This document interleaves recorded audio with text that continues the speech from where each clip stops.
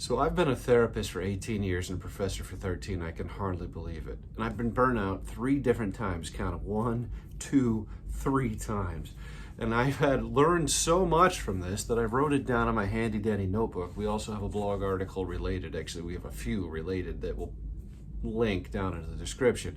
And I want to walk you through some of the things that I learned. But first, I want to tell you about the different times that I was burned out. The first time, I had been practicing in community mental health and home-based. So I was doing assessment, some case management, and some therapy all in home with clients who were adjudicated youth and their families, who were on probation, who had drug problems, anxiety problems, behavior problems, kicked out of school, you name it. I met with clients in the juvenile home. It didn't really matter. I met them. And I was driving all over the county. I was seeing them as working 50, 60-hour weeks and only seeing 15 to 20 hours with actual clients, but there was so much paperwork and driving involved that it just took a lot out of you. So I was burnt out after about 2 years of that, and then I made it another 3.5 years doing that work. The turnover rate at that job was 1.5 years. Typically, I made it 5.5 years. Still don't know how. I got burnt out on that and switched over to outpatient at the same facility, thinking it's got to be better. The outpatient people look happy. They weren't. they weren't happy at all. And so, well, some of them were, I'll say it that way. But I was seeing, 10 to 15 hours a week of that, was working some side stuff, doing some professor responsibilities, teaching some classes associate or affiliate style, in that work, and so was able to supplement my income at that point. And so that burnt me out after another 3 years. I just couldn't work with that population anymore. They took so much out of you. It was so hard. I saw so much stuff. I saw them punch a kid one time. I had to watch kids get arrested and go to the juvenile home. I had to sit with parents as they lost their kids to the system. It was just really, really difficult work. And then I got burned out again. I was doing private practice. I wasn't taking care of myself. I was teaching full-time. I couldn't stand it anymore and had to stop for a while. You see, if we don't take proper care of ourselves, we're going to get burned out every time. That's what I've learned. So the things to avoid first is avoid dangerous work. Sometimes my in-home work was downright dangerous. Dog tried to bite me, prostitute, gangbangers. I had one colleague who went into a house. They had plans to jump her, to use the term, and somebody recognized her and they called it off and then told her about it later. Just avoid dangerous work. It will stress you out and take it out of you. We're therapists. We're not police officers. Some of us have been in the military, can handle ourselves. Some of us have taken self-defense classes, can handle ourselves. But if there's a way to avoid the dangerous situations or the dangerous therapy situations, I would suggest it.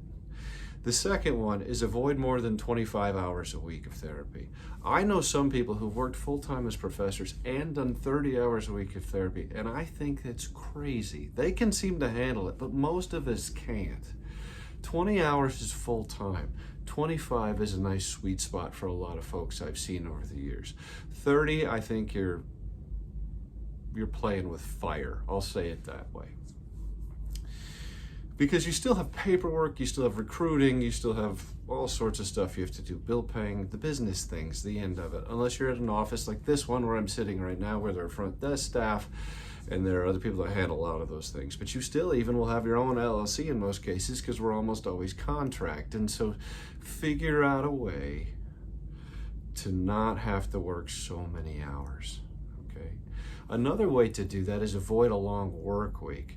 I've known some folks that have worked 2 12-hour days a week with a break in between. So they went like Tuesday they worked, Wednesday they had off, Thursday they did it again.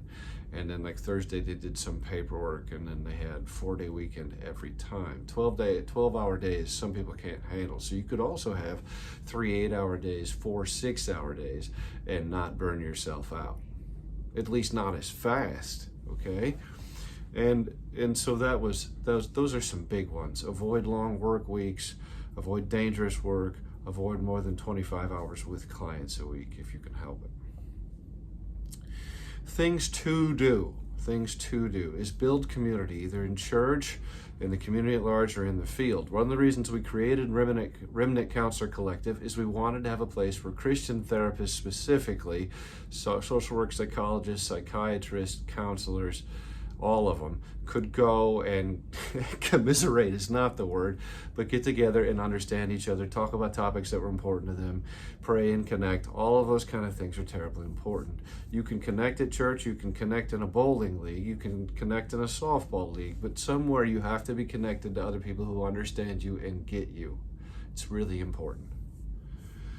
The next one is the practice of the spiritual disciplines. I'm working on a training. We're going to put it up on a remnant for practicing spiritual disciplines as a therapist, and then implementing them in the counseling session, of course, when appropriate, and specific ways on how to do that. I'm going into great depth and great detail. But most people should have at least some understanding of how to implement the spiritual disciplines. That is Bible study, prayer, fasting, silence, and solitude. And the rest of them, there's a big list. How do you handle your finances? I mean, it goes all the way across the board. Exercise can be a spiritual discipline in itself.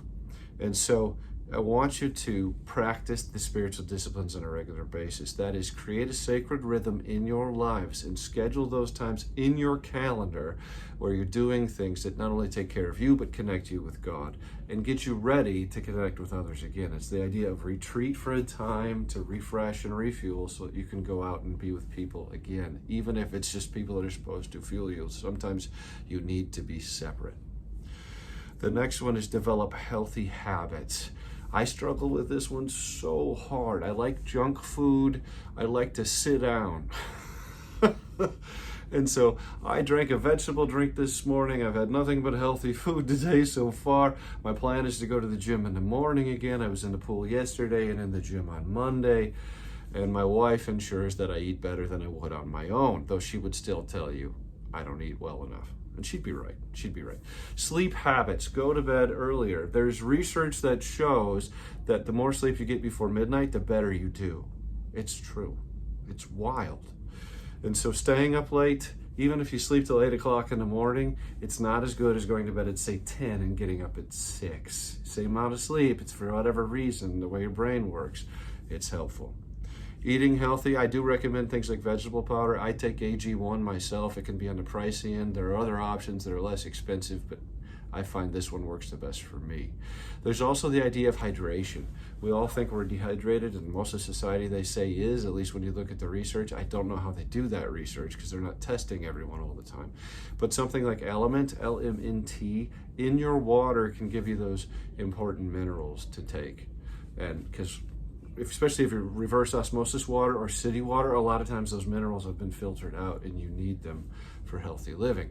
And adult men, like me, are supposed to drink a gallon of water a day, I read in one of the science journals. Verify all this stuff on your own, and if you have any question of it, check with your medical doctor, of course.